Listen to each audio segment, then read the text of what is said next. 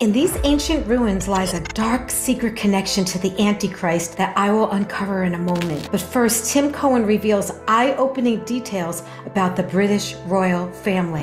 Guess what? He's been the #1 globalist on the planet since his investiture in July of '69. Bar none, he has been the most powerful human being in the world the entire time behind the scenes. Everybody internationally takes him so seriously that they bow to him, practically. And I'm going to circle back to that. So his lineage to begin. His mother, when she was coronated queen, was coronated queen of thy people Israel, quote unquote. Her lineage atop it, her official lineage published in London, which is very detailed, and it's offered through Prophecy House. I'm not just saying this. The chart is available with the book for those who want to get it. Her lineage shows Queen of thy people Israel, the royal house of King David.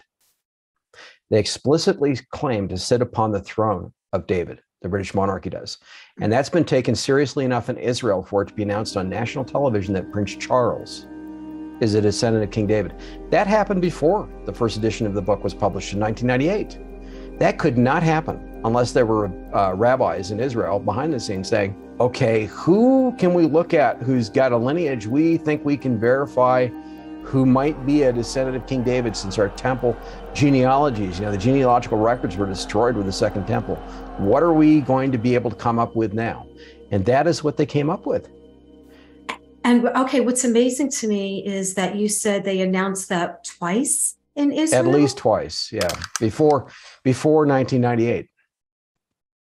Okay, and they've never done that with anyone else, correct? Not to my knowledge. I haven't heard of that being done with anybody else ever, not even his sons. Okay, so repeat again. They announced that he was a descendant of King David. Okay. Why would they do that? And then on top of that, from his lineage, which actually would then make Israel trust him more to be their Messiah. You would think so. He claims to be a descendant also of Muhammad through the Hashemite lineage, which is the line of descent ostensibly from Muhammad, like Jordan's King Hussein, like Iraq's Saddam Hussein before he was killed. Yeah, Prince Charles is of that same lineage. And behind the scenes, he converted to Islam under a guardian of Islam, one of the most powerful Muslims in the world. He received an honorary doctorate in Islamic studies from the university there in Cairo, Egypt, the most powerful seat of Islamic learning in the whole world. So Prince Charles is the most popular Westerner from anywhere in the world to the Muslims of the Middle East, and has been this whole time. And that was true. I mentioned that also. That was true even at the time I wrote the first edition of the Antichrist and a Cup of Tea. He has no peer among Westerners so far as the Muslims of the world are concerned. And Prince Charles descends from virtually every royal house in the history of the world post-flood. He also descends from the ancient Roman emperors, the ancient Assyrian kings, the ancient Babylonian kings, the ancient Egyptian pharaohs. There's almost not a lineage of any, there is no lineage of any significance that any Christian would ever point to from which he does not descend. And by the way, there was a Crusader title called King of Jerusalem.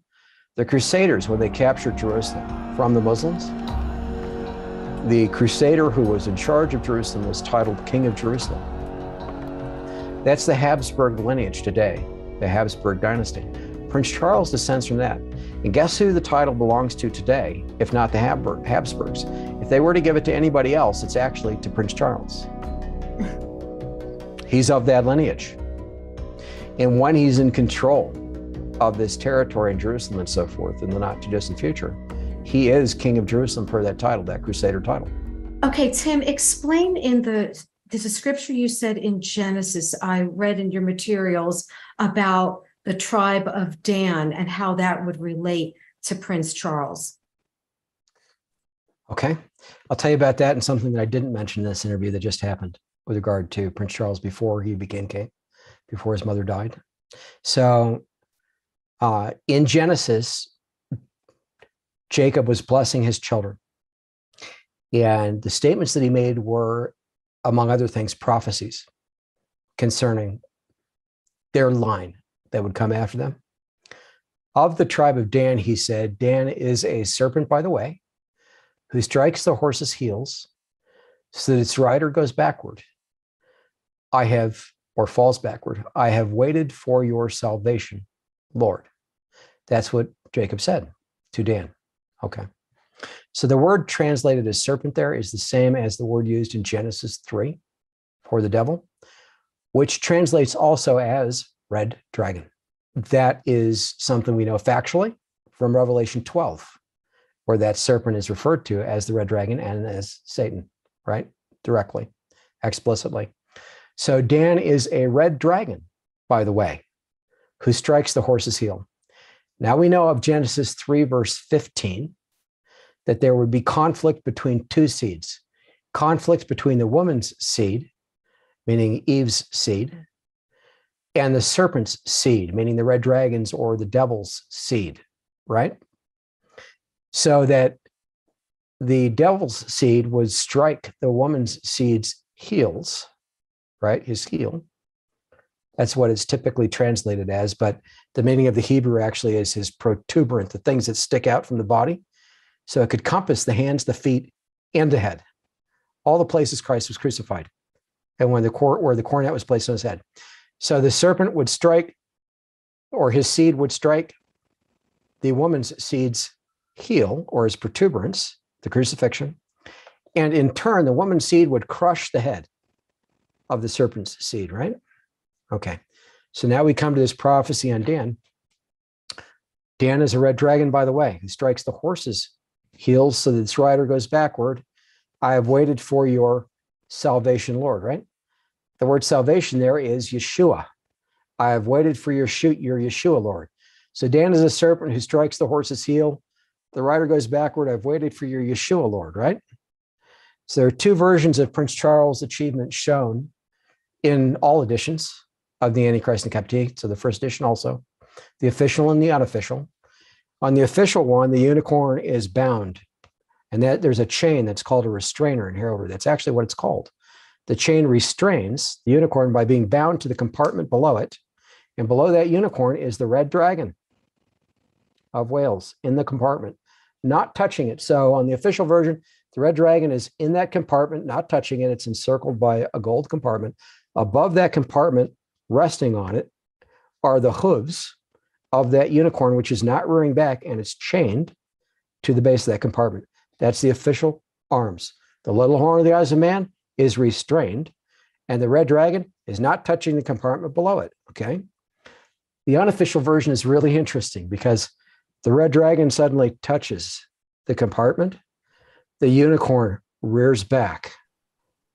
Just like that prophecy in Genesis. The chain is loosed. The restrainer is loosed. 2 Thessalonians 2, when the Antichrist is revealed. The unicorn takes on instead of a smooth, almost pleasant demeanor, like the unicorn on the official arms, it takes on a very demonic, deathly look. The unicorn does as it rears back. Okay? All those beasts on Prince Charles' arms form a corporate beast, and it's got its own helm called the sovereign helm, which is the corporate helm, the corporate head of the overall heraldic achievement, a combination of those beasts as though it were a single entity in the occultism of heraldry, okay? So each of those beasts also individually represents Prince Charles himself directly, and I explain how that is from the symbolism, the emblems used in the Antichrist and Captivity. All editions explain that. So when this unicorn goes back, it's like Prince Charles going back, but it's also signifying the devil has possessed him. So this pertains to the midpoint of the tribulation week. This is portraying the future, in other words. These beasts in heraldry are not just to identify a combatant, it's to tell their future when they're very occult like this, okay? So from the beginning, they knew that he would be king, which is why they put the sovereign helm on his coat of arms as Prince of Wales. It's very unusual. Even his mother, Queen Elizabeth II, when she was princess, had her own coat of arms that did not have the sovereign helm. That was added when they knew that she was going to be queen, okay, to give us the coat of arms that everyone has seen associated with the United Kingdom and with Queen Elizabeth II until now, okay? Prince Charles, now King Charles III, had that helm on his heraldic achievement from the beginning. So that was their intent. That was their intent. Yeah. They always knew it, right? And the same thing on that unofficial version where he's rearing back. They always knew at some point he was going to be possessed by the devil and the chain was going to be loosed. Okay. This ties into the prophecy about Dan. You see, the British monarchy claims to be descended from King David, as I pointed out. In reality, they're actually descended from the tribe of Dan. And because of that, through Tia-Tephi or Tephatephania, on that lineage of the queens, they claim that the prophet Jeremiah made his way to the British Isles with some Israelites, Danites, and that one of them is in the lineage of the British monarchy. So they're Danites, okay?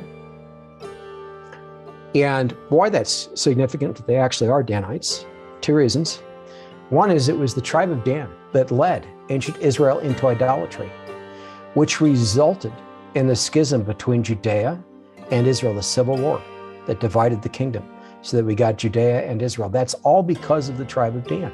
And as a result of that, when we get to the 144,000 in the New Testament in Revelation, the tribe of Dan was completely excluded from the 144,000. Wow. And the tribe of Joseph got a double portion between Manasseh and Ephraim, his two sons. They got 24,000, Joseph did, but 12,000 between each of those two sons to substitute for the absence of the tribe of Dan.